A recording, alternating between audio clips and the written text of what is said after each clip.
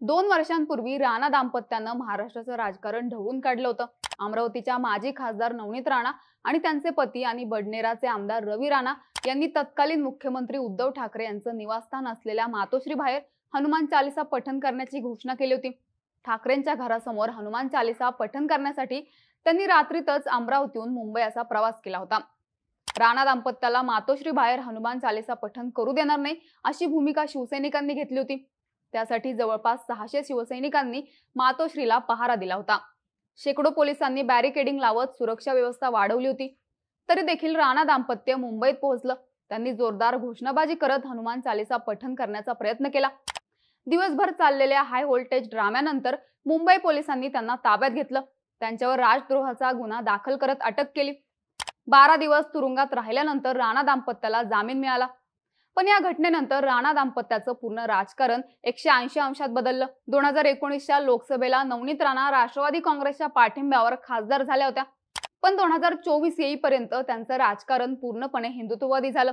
लोकसभेच्या आधी तर त्यांनी देश में रहना होगा तो जय श्रीराम कहना होगा अशी घोषणा दिली होती.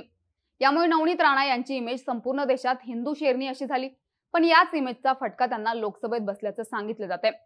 यावेळी त्या भाजपच्या तिकिटावर उभ्या होत्या. भाजपचं सगळं केडर त्यांच्या बाजूने कामाला लागलं होतं. केंद्रीय गृहमंत्री अमित शहा यांनी त्यांच्यासाठी सभा घेतली होती.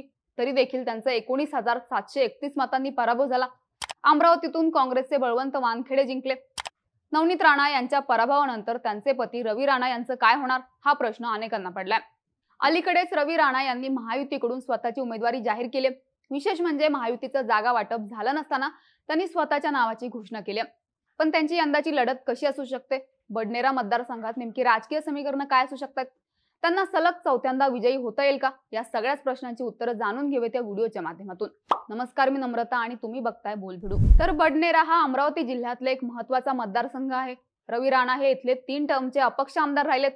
मागच्या 15 वर्षाच्या कार्यकाळात त्यांनी बडनेरा मतदारसंघावर आपला चांगला होल्ड निर्माण केलाय. आता चौथ्यांदा ते इथून निवडणूक लढण्यास इच्छुक आहेत. अलीकडेच त्यांनी महायुतीकडून स्वतःची उमेदवारी जाहीर केली. महायुतीचा घटक पक्ष म्हणून बडनेरा विधानसभा मतदारसंघ युवा स्वाभिमानी पार्टीच्या वाट्याला येणार आहे.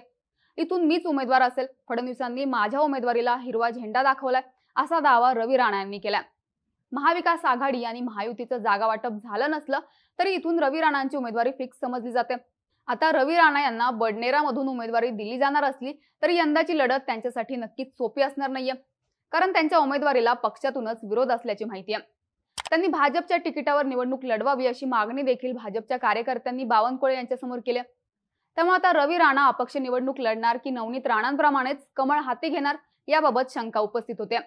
पण रवी राणा हे अपक्ष निवडणूक लढण्यावर ठाम राहतील असं देखील बोललं जातंय. सुरुवातीला रवी राणा यांचे सकारात्मक मुद्दे काय आहेत ते बघूयात. तर रवी राणा हे एक चतुर राजकारणी म्हणून ओळखले जातात. त्यांनी 3 टर्म अपक्ष निवडणूक लढवली. 3ही वेळा ते निवडून आलेत. राज्यातलं आणि देशातलं राजकारण बघून नेहमीच त्यांनी मोठ्या पक्षांशी जुळवून घेतलंय. हेच त्यांच्या यशाचं गणित असल्याचं देखील बोललं जातं. रवी राणा मतदारसंघात 12ही महिने ऍक्टिव्ह असतात. गोरगरीब लोकांसोबत सण उत्सव साजरे करतात. लोकांना किराणा वाटप करणं, साड्या वाटप करणं अशा कामांमुळे रवी राणा मतदारसंघात फेमस राहिलेत. एखादा व्यक्ती त्यांच्याकडे काही काम घेऊन गेला तर ते लगेच त्याची समस्या समजून घेतात.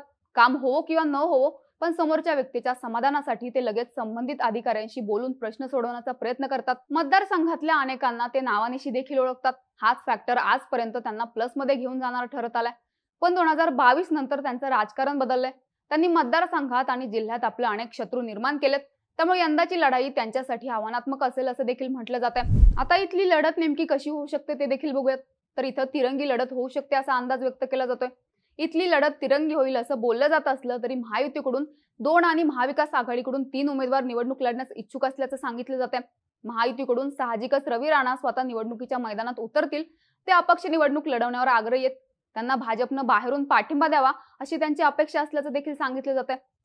पण भाजपकडून इथं निवडणूक लढवण्यासाठी तुषार भारतीय इच्छुक असल्याचं सांगितलं जातं. तुषार भारतीय हे विधान परिषदेचे आमदार श्रीकांत भारतीय यांचे सख्खे बंधू आहेत. 2014 मध्ये तुषार भारतीय यांनी भाजपच्या तिकिटावर निवडणूक लढवली होती पण त्यांचा पराभव झाला. त्यानंतर 2019 मध्ये त्यांनी निवडणुकीतून माघार घेतली. मात्र यंदा काही करून निवडणूक लढायची असा चंग त्यांनी बांधल्याचं सांगितलं जातंय. मागच्या 5 वर्षांपासून ते निवडणुकीची तयारी करतायत. ते सध्या मतदारसंघात सक्रिय झालेत. अलीकडेच त्यांनी आपल्या वाढदिवशी मोठा मेळावा घेतला होता. पक्षश्रेष्ठींना विश्वासात घेऊनच ते मतदारसंघात ऍक्टिव्ह झाल्याचं देखील सांगितलं जात आहे. त्यांना भाजपकडून तिकीट मिळालं नाही तर ते बंडखोरी करून अपक्ष निवडणूक लढवतील असं देखील बोललं जात आहे. शिवाय त्यांना भाजपकडून रोखण्याची शक्यता देखील फारच कमी आहे. कारण तुषार भारती यांनी लोकसभेत उघडपणे नवनीत राणा यांच्या विरोधात काम केलं होतं, तरी देखील पक्षाकडून त्यांच्यावर कोणतीही कारवाई केलेली नाहीये. त्यामुळे विधानसभेला ते काहीही झालं तरी निवडणुकीच्या मैदानात असतीलच असं बोललं जात आहे. महाविकास आघाडीकडून इथून प्रमुख 3 नावं समोर येत आहेत. यातलं पहिलं नाव म्हणजे प्रीती बंड. शिवसेना ठाकरे गटाकडून त्यांना तिकीट देण्याची दाट शक्यता आहे. 2019च्या विधानसभेला त्यांनी रवी राणा यांना टफ फाईट दिली होती, पण त्यांचा निसटता पराभव झाला होता. आता पुन्हा एकदा ठाकरे गटाकडून त्यांना संधी देण्याची दाट शक्यता वर्तवली जाते.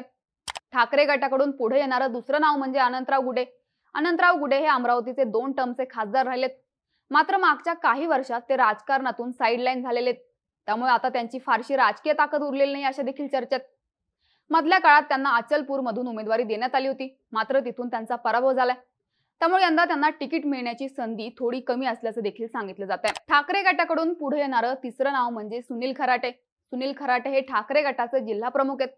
त्यांचा देखील मतदारसंघावर चांगला होल्ड आहे. त्यामुळे त्यांच्या नावाचा इथून विचार केला जाऊ शकतो असं बोललं जातं. ऐनवेळी प्रीती बंड किंवा सुनील खराटे यांचं नाव समोर येऊ शकतं असं बोललं जातं. एकूणच इथली राजकीय परिस्थिती बघितली तर रवी राणा आणि तुषार भारती हमखास मैदानात उतरतील असं सांगितलं जातंय. तर महाविकास आघाडीकडून प्रीती बंड, अनंतराव गुड्डे किंवा सुनील खराटे यांच्यापैकी कुणी एक जण मैदानात उतरू शकतो अशा चर्चेत.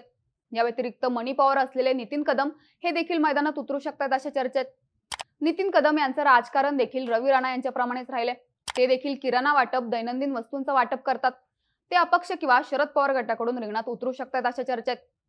निवडणुकीच्या रिंगणात जितके जास्त उमेदवार असतील तितकी निवडून येण्याची संधी रवी राणा यांची वाढेल. त्यामुळे इतर अपक्षांना मैदानात उतरवतील आणि मतांचं विभाजन घडवून आणतील असं देखील बोललं जाते. ठाकरे गटाकडून ज्यांचं तिकीट कापलं जाईल त्यांना आर्थिक पाठबळ देऊन राणाच त्यांना मैदानात उतरवतील अशी एक शक्यता वर्तवली जाते. एकूणच रवी राणा हे बडनेराचे मेन प्लेयर असतील असं बोललं जाते. पण ही निवडणूक त्यांच्यासाठी आव्हानात्मक असेल. आता रवी राणा यांच्यासाठी ही निवडणूक आव्हानात्मक का असू शकते ते देखील पाहूयात. तर याचं पहिलं कारण म्हणजे त्यांच्या विरोधात असलेली अँटी इन्कम्बन्सी. रवी राणा हे बडनेराचे 15 वर्षांपासून आमदार राहिलेत. साहजिकच त्यांच्या विरोधात यंदा अँटी इन्कम्बन्सीचं वातावरण आहे. त्यांनी किराणा वाटप करणं, साड्या वाटप आणि लोक जोडण्याचं काम केली असली तरी ठोस सांगता येईल असं कोणतंही मोठं काम त्यांनी केलेलं नाहीये. त्यामुळे लोकांचा रवी राणांविरोधात रोष असल्याचं सांगितलं जातं. या अँटी इन्कम्बन्सीचा त्यांना फटका बसण्याची शक्यता आहे. दुसरं कारण म्हणजे त्यांचं हिंदुत्ववादी राजकारण. नवनीत राणा आणि रवी राणा यांनी मागच्या काळात हनुमान चालीसा पठण करत हिंदुत्ववादी राजकारणाची लाईन पकडले. पण यामुळे मतदारसंघातला मुस्लिम आणि दलित वोटर त्यांच्या अगेन्स्ट गेल्याचं सांगितलं जातंय. मतदारसंघात एससी, एसटी आणि मुस्लिम समुदायाची संख्या 1.5 लाखाहून अधिक आहे. यात 50,000हून अधिक मुस्लिम आहेत. त्यामुळे हा मतदार यंदाच्या निवडणुकीत निर्णायक ठरणार आहे. हनुमान चालीसा पठण प्रकरणावरून राणांनी घेतलेली भूमिका त्यांना बॅकफुटवर घेऊन जाणारी ठरू शकते असं देखील बोललं जातंय. राणांसाठी ही निवडणूक आव्हानात्मक असेल असं म्हणण्याचं तिसरं कारण म्हणजे बच्चू कडू फॅक्टर. काहीही झालं तरी लोकसभेला महायुतीकडून नवनीत राणा नको अशी भूमिका बच्चू कडू यांनी घेतली होती. तरी देखील भाजपनं त्यांना तिकीट दिलं. यानंतर बच्चू कडू यांनी बंडखोरी करत प्रहारच्या तिकिटावर दिनेश बुब यांना मैदानात उतरवलं. जोरदार प्रचार करत 85,300 मतं घेतली. दिनेश बुब यांनी घेतलेल्या मतांमुळेच नवनीत राणांचा पराभव झाल्याचं सांगितलं जातं. कडू विरुद्ध राणा हा अमरावतीतला वाद पाहता आता देखील विधानसभेला बच्चू कडू, रवी राणा यांच्या विरोधात आपले कार्यकर्ते ऍक्टिव्ह करू शकतात असं बोललं जातंय. एकूणच बडनेरामधील या राजकीय समीकरणाबद्दल तुम्हाला काय वाटतं? इथून कोण बाजी मारू शकतं?